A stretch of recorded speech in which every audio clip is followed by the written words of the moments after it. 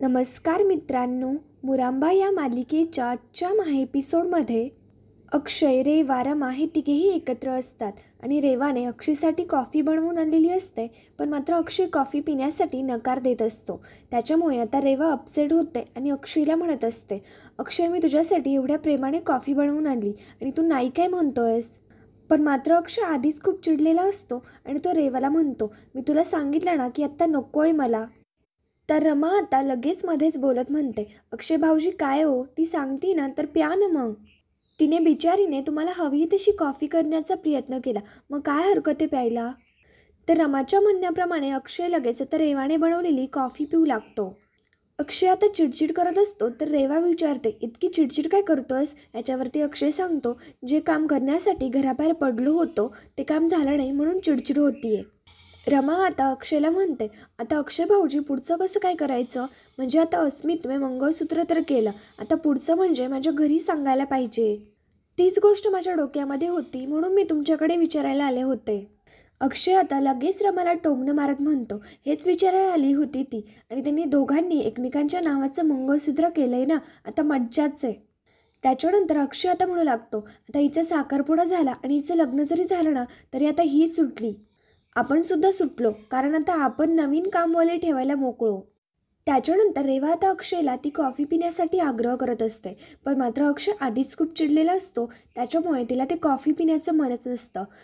रमा अक्षयला म्हणत असते की प्या ना अक्षय भाऊजी कॉफी, काय प्रॉब्लेम काय. याच्यावरती अक्षय आता रमाला ती कॉफी देत म्हणतो, तुला जर एवढी हौस असेल ना तर तूच पी. पण मात्र रमा लगेच आता अक्षयला टोचेल असं बोलते आणि म्हणते, मला आणि अस्मितला ना चहाच आवडतो, तुमची कॉफी तुम्हीच प्या. तेवढ्यात लगेच तिथे आता आनंद येतो आणि तो अक्षयला म्हणत असतो की अक्षय, तू जरा बाहेर चल ना, मला तुझ्याशी महत्त्वाचं बोलायचं आहे. आनंद लगेच आता अक्षयला घाईघाईमध्ये बाहेर घेऊन जातो. रेवा आता लगेच स्वतःशीच विचार करत म्हणते, हा आनंद दादा अक्षयला नेमकं कुठे बाहेर घेऊन गेला असेल. आता आनंद इकडे बाहेर हॉलमध्ये येतो आणि अक्षयला म्हणू लागतो की अक्षय, तुझ्या जीवाला. पण मात्र तेवढ्यात पुढचं काही बोलणार लगेच तिथे रेवा येते आणि विचारू लागते की काय झालंय आनंद, काही सिरियस नाही आहे ना. आनंद म्हणू लागतो, काहीही नाही झालेलं, मला जरा अक्षयशी ना पर्सनल बोलायचं आहे. पण मात्र रेवा तिथेच उभी राहते आणि आनंदला म्हणते, हो ना मग बोला की. आनंद आता म्हणतो, रेवा तुला पर्सनल गोष्टीचा अर्थ कळतो का गं, मला जरा पर्सनल गोष्टी बोलायच्या त्याच्याशी. पण मात्र रेवा आता आनंदला म्हणत असते, आनंद आता ठीक आहे पर्सनल आहे ना, पण मात्र मी या घरचीच मेंबर आहे की नाही. आनंद आता लगेच रेवाला म्हणू लागतो, अगं रेवा, अजून तू घरची मेंबर व्हायची आहेस आणि आत्तापासूनच माझ्या भावावरती बायकोचा हक्क गाजवायला लागलीस. आणि उद्यासुद्धा एक गोष्ट लक्षात ठेव, तू जरी त्याची बायको झालीस ना तरी मोठा भाऊ म्हणून पहिले माझा त्याच्यावरती हक्क असणार आहे. अक्षय इकडे आनंदला म्हणत असतो, तू सोड रे तिला, तू बोल काय झालंय. याच्यावरती आनंद आता लगेच अक्षयला घाबरत घाबरत सांगू लागतो, अरे जानूला मुंबईला जायचंय दांडिया बघायला आणि खूप गोळ घालून बसली आहे ती. तू हा प्रॉब्लेम पहिल्यांदा सॉर्ट आउट कर. आणि आनंद लगेच अक्षयला आता त्यांच्या रूममध्ये घेऊन जातो. आनंद आणि अक्षय आता रूममध्ये आल्यानंतर आता आनंद अक्षयला म्हणतो, हे बघ, मी तुला मुद्दाम इथे घेऊन आलोय. हे बघ अक्षय, मी जे सांगतोय ना ती नीट ऐक. रेवा तुला कसलं तरी औषध देणार आहे म्हणे. ते औषध दिल्याने तुला नक्की काय घडलं होतं ना ते काहीच आठवणार नाही. रेवाने अक्षयच्या तो कॉफीमध्ये औषध मिक्स केलेलं असतं आणि आता रेवा म्हणूनच अक्षयला ती कॉफी पिण्यासाठी फोर्स करत असते. हे ऐकल्यानंतर तर अक्षयला सुद्धा आता खूप मोठा धक्का बसतो. त्यानंतर आता इकडे दुसरीकडे अक्षय आता त्या रूममध्ये कॉफी तसाच ठेवून गेलेला असतो. तर मग रमाला असं वाटतं की अक्षय मुद्दाम कॉफी प्यायलेला नाही आहे आणि तिच्यासाठी त्याने ती कॉफी ठेवली. तर रमा लगेच त्या कॉफीचा मग घेते आणि असा विचार करत ती कॉफी पिऊ लागते. रमा आता कॉफीकडे पाहत स्वतःशीच म्हणू लागते, ही तुमची कॉफी कडू जरी असली ना तरी मला आवडतो तुमचा कडूपणा, आणि मला माहिती आहे की तुम्ही एक ना एक दिवस मला स्वतः येऊन सगळं सत्य सांगणार. आणि मला हे सुद्धा माहिती आहे की ती वेळ लवकरच येईल. त्याच्यानंतर आता आनंद इकडे अक्षयला विचारत असतो, मला एक सांग, तुला आता रेवाने काही खायला प्यायला दिलंय का. अक्षय आता विचार करू लागतो आणि म्हणतो, कॉफी दिली होती तिने. अरे मी घोटभर कॉफी प्यायली आणि ती कॉफीचा मग खोलीतच ठेवून दिला. तर मग अक्षयच्या डोक्यामध्ये लगेच ट्यूब पेटते की खोलीमध्ये रमा आहे आणि जर तिने कॉफी प्यायली ना तर प्रॉब्लेम होईल. अक्षय आणि आनंद लगेच आता तिकडनं धावत धावत तिकडे रमाकडे निघून येऊ लागतात. इकडे रमा तर अक्षयची ती कॉफी प्यायलाच लागलेली असते. तेवढ्यात लगेच आनंद आणि अक्षय तिथे येतात आणि अक्षय रमाच्या कपला धक्का देतो, त्याच्यामुळे तो खाली पडतो आणि तो सगळा फुटतो. रमा आता लगेच आश्चर्याने अक्षयकडे पाहू लागते. रेवासुद्धा आता तिथे येते आणि रेवा तो सगळा प्रकार पाहत असते. रेवा आता ती सांडलेली कॉफी पाहता लगेच अक्षयला जाब विचारू लागते. अक्षय, कॉफी कशी काय सांडली? अक्षय लगेच आता चिडतो आणि लगेच मोठ्याने ओरडत रेवाला म्हणतो, कॉफी मी सांडवली. ही आपल्या घरामध्ये काम करणारी कामवाली मावशी, हिच्यामुळे मी आपल्या घरातला कप फोडला. ही तू प्रेमाने माझ्यासाठी केलेली कॉफी प्यायला निघाली होती. अक्षय लगेच आता रमावरती मोठ्याने ओरडत तिला विचारू लागतो, माझ्या रेवाने बनवलेली कॉफी तू का पित होतीस? हे बघ, माझ्या वस्तूंना तू हात नाही लावायचास. आत्ता कॉफी प्यायला गेली होती, उद्या जर माझ्या एखाद्या वस्तूला हात लावला तर? इकडे रमा मात्र शांतपणे अक्षयचं बोलणं ऐकून घेत असते. पण मात्र इकडे रेवाच्या डोक्याला तर खूपच मोठं टेन्शन आलेलं असतं, कारण रेवाने ते अक्षयला आता दिलेलं औषध पूर्णपणे वाया गेलेलं असतं. अक्षय रमाला म्हणत असतो, आमच्या घरामध्ये खूप महागड्या वस्तू आहे, जर त्या चोरीला गेल्या तर आम्ही काय करायचं? तर मग आता इकडे अक्षयचं हे सगळं बोलणं पाहता रेवा लगेच स्वतःशीच म्हणते, मला तर असं वाटत होतं की अक्षयला काहीतरी आठवतंय, पण मात्र अक्षय तर रमावरती डायरेक्ट चोरीचं आळस लावतोय, म्हणजे त्याला काहीही आठवत नाहीये. तर आनंद आता लगेच टॉपिक चेंज करत म्हणतो, नक्कीच काहीतरी गैरसमज झालाय, म्हणजे मला असं वाटतंय की ती कॉफी बऱ्याच वेळ तिथेच पडून होती. रमा आता बहुतेक ती कॉफी गरम करायला चाललेली असणार आहे. तर मग आता रमा लगेच हो हो बोलू लागते. तर इकडे रेवा लगेच म्हणते, आनंद दादा मला माहिती आहे तिचं वेंधळेपणा. रेवाला आता याचं टेन्शन आलेलं असतं की माझी मेहनत वाया गेली. अक्षय लगेच आता रेवाचं ते सगळं बोलणं पाहता लगेच स्वतःशी विचार करत म्हणतो, रेवा असं वाटतंय ना की आत्ताच्या आत्ता तुला पोलिसांच्या ताब्यात द्यावं. जर मी तुला आत्ता असं केलं ना तर शशिकांत मुकादमसुद्धा अलर्ट होतील. इकडे रमा आता अक्षयच्या बोलण्यामुळे हर झालेली असते आणि लगेच तिकडे आता रूममध्ये निघून येते. रमा आता विचार करत असते, हे इतका मोठा आरोप कसा काय करू शकतात माझ्यावर? मला तर असं वाटत होतं खरंच काहीतरी कारण आहे व्यवस्थित त्याला, म्हणूनच तर हे नाटक करतायत. मी त्यांची कॉफी प्यायले म्हणून त्यांनी इतकी चिडचिड केली, म्हणून ते इतके रागवले, आणि ते सुद्धा रेवासमोर. बरं, मला मान्य आहे की तिला दाखवण्यासाठी करत असतील, पण मात्र समजवण्याची सुद्धा एक वेगळी पद्धत असते. रमा आता म्हणत असते, तुमचं ठरलंय ना काय करायचं ते, आता माझं सुद्धा ठरलंय की काय करायचं, बघाच आता मी काय करते ते. रमाच्या डोक्यामध्ये एक आयडिया येते आणि रमा लगेच आता अस्मितला फोन करत त्याला सांगते की अस्मित भाऊजी, माझं एक काम करा, तुम्ही आता इकडे माझ्या घरी या आणि सगळ्यांना असं सांगा की तुम्ही गरबा खेळण्यासाठी मला दुसरीकडे घेऊन जाताय. रमा अस्मितला म्हणत असते, मी आवरून ठेवते, तुम्ही लगेच निघा. रमा आता अक्षयची खूपच चिरवणार असते आणि त्याला खूपच जेलस फील करून देणार असते. त्यानंतर आता इकडे दुसरीकडे रेवा अक्षयला शांतपणे बसवते आणि अक्षयला म्हणते, अक्षय तू कसलीच चिडचिड करू नकोस, आता तू फक्त आपला आणि फक्त आपलाच विचार करायचास. रेवा लगेच आता अक्षयला म्हणू लागते, आपल्या सगळ्यांचा मूड फ्रेश करण्यासाठी मी एक सुचवते, आपण सगळ्यांनी ना गरबा खेळायला जायचं. पण मात्र आनंद आणि अक्षय तिकडे जाण्यासाठी नकार देतात. तर रेवा लगेच घरातच गरबाचा प्लॅन बनवते. तर मग त्याच्यानंतर आता सगळे हॉलमध्ये गरबा खेळायला जमलेले असतात. सगळ्यांची ती सगळी डेपरी पाहतात सगळे खूप खुश असतात, पण मात्र अक्षयला ते खूप अनकम्फर्टेबल वाटत असतं. रेवा आता त्यांच्या दांडी आणायला विसरलेली असते, त्याच्यामुळे ती रूममध्ये निघून जाते. तर अक्षय लगेच आता इकडे तिकडे पाहत रमाला पाहत असतो आणि विचार करत असतो, सगळे आलेत पण मात्र रमा इथे का दिसत नाहीये? तेवढ्यात लगेच आता तिथे अस्मित येतो आणि अस्मित आता अक्षयला म्हणतो, अक्षय मला रमाने बोलावलंय. याच्यावरती अक्षय आता अस्मितवरती ओढत म्हणत असतो, हे बघ, तू काय ना रमाच्या तालावरती नाचू नकोस. आपण हे सगळं का करतोय ना तुला चांगलंच माहिती आहे, आणि लांब राहा तिच्यापासनं. अस्मित आता अक्षयला म्हणत असतो, तू एक काम कर ना, रमाला बोलाव ना, आम्हाला जायचंय बाहेर. तर अक्षयला डचकतो आणि अस्मितला विचारतो, बाहेर जायचं म्हणजे कुठे जायचंय? अस्मित सांगू लागतो, मला एका ठिकाणी ना गरबा खेळण्यासाठी बोलावलंय आणि माझ्याकडे कपल पास आहे, म्हणून मी रमाला घेऊन जातोय. तर अक्षय लगेच आता चिडत अस्मितला म्हणत असतो, तू रमापासनं लांब राहा बरं का. तेवढ्यात लगेच रमा आता तयार होऊन येते आणि सगळेच आता आश्चर्याने एकदम रमाकडे बघत असतात, कारण रमा खरंच खूपच सुंदर दिसत असते. अक्षय तर आता एकटक रमाकडे बघत असतो. तर आता सीमा लगेच रमाला तिच्याकडे बोलवून घेते आणि रमा सीमाकडे आल्यानंतर सीमा म्हणू लागते, तू ना खूप छान दिसतेस. तुला माहिती का ते पिक्चरमध्ये म्हणतात बघ, चांद का तुकडा, अगदी तशीच दिसतीयस. अक्षय बघ तुझ्याकडे कसं बघतोय, जा त्याच्याशी जाऊन बोल. सीमाचं असं बोलणं पाहता रमा लगेच म्हणते, मी नाही बोलणार त्यांच्याशी, ते ना वरवरती असं फक्त दाखवतात, पण मात्र माझ्याशी खूप खडूससारखं करतात. त्यांनी आता माझ्याशी ना किती जरी बोलण्याचा प्रयत्न केला ना तरीसुद्धा मी नाही जाणार त्यांच्याकडे बोलायला. आई ते शेर जरी असले ना तरी मी 1.25 शेर आहे. त्यांना ही गोष्ट मान्य करावीच लागेल की मीच त्यांची बायको आहे. रमा आता लगेच इकडे अस्मितकडे येते आणि अस्मितला विचारते मी कशी दिसते. याच्यावरती अस्मितसुद्धा आता घाबरत घाबरत सांगतो की खूप सुंदर दिसतेस, लालपरी दिसतेस तू. मग त्याच्यानंतर रमा आता लगेच अस्मितला घेते आणि गरबा खेळण्यासाठी तिकडनं घेऊन जाऊ लागते. आता रमा अस्मित बाहेर येतात तर मग अक्षय लगेच त्यांच्या मागे येतो आणि त्यांना थांबवत म्हणतो इथेच खेळा ना गरबा, बाहेर जाण्याची काय गरज आहे. रमा लगेच आता म्हणू लागते की ते कसं वाटतं बरं नोकरांनी मालकांच्या गरब्यामध्ये खेळणं. त्याच्यामुळे अस्मिता आणि मी जातोय बाहेर. तर रमा तिकडे निघून जाऊ लागते पण मात्र अक्षय रमाला थांबवत म्हणतो आमच्या घरामध्ये आम्ही सगळ्यांना समान वागणूक देतो. असं काही नाही आहे, तू खेळू शकतेस इथे.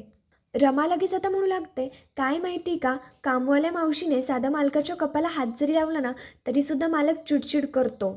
अक्षय लगेच आता रमाला सॉरी म्हणतो अगं आय एम सो सॉरी, मगाशी मी जरा जास्तच चिडलो. अक्षय रमाला म्हणत असतो तुम्ही इथेच खेळा. पण मात्र रमा आता म्हणत असते की नाही नको आम्ही जातोय. अक्षय आता अस्मितला सुद्धा म्हणत असतो अरे अस्मित थांब ना आमच्या बरोबर. पण मात्र अस्मितचं असं म्हणणं असतं रमाने जायचं म्हटल्यानंतर मला जावंच लागणार ना. रमा आता लगेच अस्मितला म्हणू लागते अस्मित आपण थांबूयात, उगाच त्यांना राग वगैरे आल्यानंतर हे मला कामावरनं काढून टाकायचे. त्याच्यापेक्षा ना आपण थांबूयात. पण मात्र माझी एक अट आहे, आपण ना गरब्याची स्पर्धा लावायची, जोडीमध्ये स्पर्धा लावायची. मी सुद्धा बघते की कोण जिंकतं ते. अक्षय लगेच रमाला म्हणतो मला माहिती आहे अस्मित काय आणि कसा नाचू शकतो ते. याच्यावरती रमा म्हणते ते काही कसे ना पण मात्र माझा अस्मितवरती विश्वास आहे. अक्षय आता लगेच डोळे मोठे करत अस्मितला म्हणू लागतो की तू नाचणार आहेस का. याच्यावरती रमा लगेच आता अक्षयला म्हणते एक मिनटं तुमचं काय चाललंय. जोडीदारामध्ये डान्स महत्त्वाचा नसतो, जोडीदारामध्ये केमिस्ट्री महत्त्वाची असते. तर अक्षय लगेच आता रमाचं ते चॅलेंज एक्सेप्टेड करतो. रमाचं म्हणणं असतं की आपण 2 जज पाडूयात म्हणजे मला पक्षपाती चालणार नाही. तर मग अक्षय लगेच त्याच्याकडनं अभिषेकला जज ठरवतो आणि रमा त्याच्याकडनं रमाकांत काकांना जज ठरवते. तर लगेच रेवा आणि अक्षय दोघेही आता लगेच दांडिया खेळायला लागतात. पण मात्र त्यांच्या दोघांना काहीही धड जमत नसतं कारण अक्षयला रेवाबरोबर दांडिया खेळण्यासाठी थोडाही इंटरेस्ट नसतो. आता त्यांच्या दोघांचा तो सगळा गरबा पाहता रमाकांत लगेच आता नेक्स्ट राऊंड करतात. त्याच्यानंतर रमा आणि अस्मित दोघेही दांडिया खेळण्यासाठी येतात आणि ते दोघे एकदम मस्त दांडिया खेळत असतात. त्यांच्याकडे बघता सगळेच खूप खुश असतात. पण मात्र अक्षय खूप जेलस फील होत असतो. अक्षय आता लगेच इकडे रेवाला म्हणत असतो ते फक्त वरवर खेळत आहेत पण मात्र त्यांच्यामध्ये थोडाही रोमॅन्स नाही आहे, बघ जिंकणार तर आपणच. त्याच्यानंतर त्यांचा राऊंड होतो. अक्षय आणि रेवा दोघे परत दांडिया खेळण्यासाठी जातात. पण मात्र त्यांच्या दोघांना काहीही धड जमत नसतं. अभिषेक आता ते सगळं पाहता खूपच रागारागाने त्यांच्याकडे बघत असतो आणि ते सगळं पाहता त्याचे डोळे तर रागाने पूर्ण लाल झालेले असतात. परत सेकंड राऊंडसाठी रमा आणि अस्मित दोघेही परत दांडिया खेळण्यासाठी येतात आणि ते दोघे खरंच खूपच सुंदर दांडिया खेळत असतात. ते सगळं बघता सगळे खूप खुश असतात. अक्षय आता रमाच्या दांडिया खूपच प्रेमाने पाहत असतो आणि त्याला लगेच आता स्वप्न पडायला लागतात. म्हणजे अक्षयला असं स्वप्न पडतं की त्या रमाबरोबर आता तो स्वतः दांडिया खेळतोय आणि अक्षयला रमाबरोबर व्यवस्थित दांडिया सुद्धा खेळता येत आहेत. आणि अक्षय आणि रमा दोघेही दांडिया खेळता खेळता एकमेकांबरोबर रोमॅन्स सुद्धा करतात. अक्षय सुद्धा खूप प्रेमाने रमामध्ये वाहून जातोय आणि रमा सुद्धा खूप प्रेमाने अक्षयबरोबर दांडिया खेळतीये. अक्षय आता रमाच्या स्वप्नामध्ये पूर्णपणे वाहून गेलेला असतो. आता रेवा लगेच अक्षयला सावध करते आणि मग त्याच्यानंतर तिसरा राऊंड सुरू होतो. रेवा लगेच अक्षयला दांडिया खेळण्यासाठी घेऊन येते. पण मात्र अक्षय रेवाबरोबर नीट धड दांडियाच खेळत नसतो कारण त्याला रेवाबरोबर खेळण्यामध्ये थोडाही इंटरेस्ट नसतो. इकडे अक्षयच्या त्या सगळ्या दांडिया पाहता सगळेच खूप हसत असतात. रमासुद्धा ते सगळं पाहता खूप हसत असते. त्याच्यानंतर अक्षय आता दमतो आणि तिथेच खाली बसून घेतो. त्याच्यानंतर अक्षय आता रेवाला म्हणत असतो रेवा तुला थोडाही डान्स जमत नाही. तर रेवा लगेच अक्षयवरती ओरडत म्हणते मला नाही जमत का. अक्षय खरं तर ना तुला डान्स करता नाही येत. तर मग आता तिसऱ्या राऊंडसाठी अस्मित आणि रमा दोघेही दांडिया खेळण्यासाठी येतात. तर मग आता टाईम ऑफ झालेला असतो तरीसुद्धा रमा आणि अस्मित दोघेही दांडियाच खेळत राहतात. इकडे अक्षय तर प्रेमाने फक्त रमाकडे बघत असतो. त्याच्यानंतर सगळे आता लगेच रमा आणि अस्मित त्यांच्या दोघांचे कौतुक करण्यासाठी समोर येतात. आनंद आता लगेच म्हणतो की चला आता विनर अनाऊन्स करा. तर मग रमाकांत लगेच म्हणतो आता एवढं सगळं बघितल्यानंतर विनर अनाऊन्स करायची काही गरज आहे का. अभिषेक आता म्हणू लागतो आपण सगळ्यांनीच बघितलं एक कपल दर राऊंड संपेपर्यंत नाचूसुद्धा नाही शकलं आणि एक कपल राऊंड संपलंय तरीसुद्धा नाचतच होतं. रमाकांत लगेच म्हणतो ऑब्विसली विनर आहे रमा आणि अस्मित. रेवा लगेच म्हणू लागते नाही नाही ही चिटिंग आहे.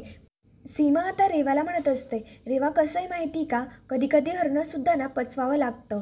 पण मात्र रेवाचं असं म्हणणं असतं की अजून एक राऊंड घ्यायचा. रमा आता रेवाला म्हणत असते, रेवा तुला हे सगळं ना मान्य करावंच लागेल. आम्ही आधीच म्हणत होतो की आम्ही जातो बाहेर गरबा खेळायला. पण अक्षय सरांनी आम्हाला हट्टाने ते थांबवून घेतलं. आता आम्ही जिंकलोय तर जिंकलो, मान्य काय करायला हरकत आहे.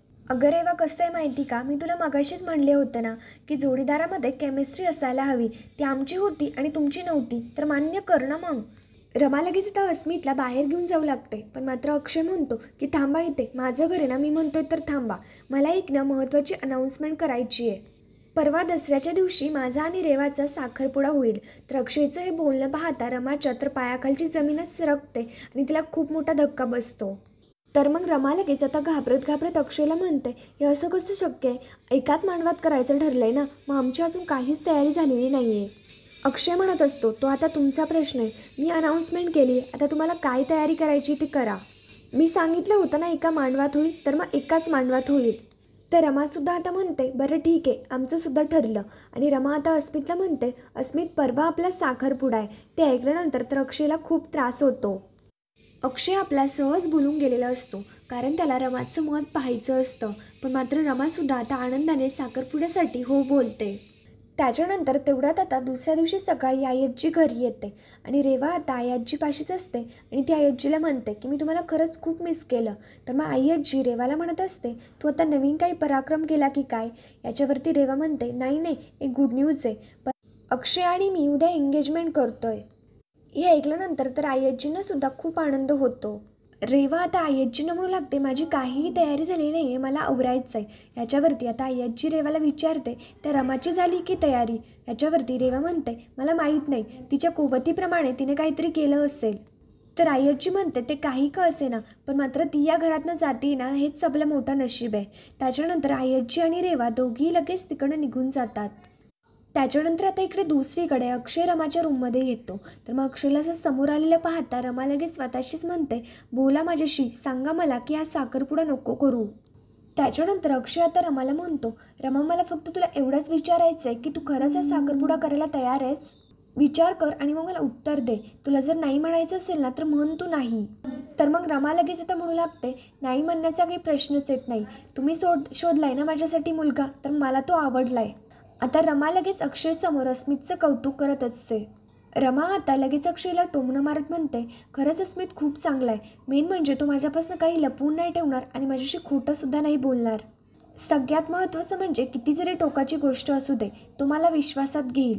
सगळं मला तो विचारून करतोय आणि खरं तर मी भूतकाळ विसरून ना पुढे जायला हवं. कधीतरी मूव ऑन व्हायलाच हवं आणि हा जो मी घेतलेला निर्णय आहे ना, तो बरोबर आहे. अक्षय मात्र शांतपणे फक्त रमाचं बोलणं ऐकत असतो. त्याच्यानंतर रमा आता अक्षयला म्हणत असते, भूतकाळामध्ये काही गोष्टी घडल्या, ते माझ्याशी का घडल्या असतील त्याचा मी पूर्ण विचार केला.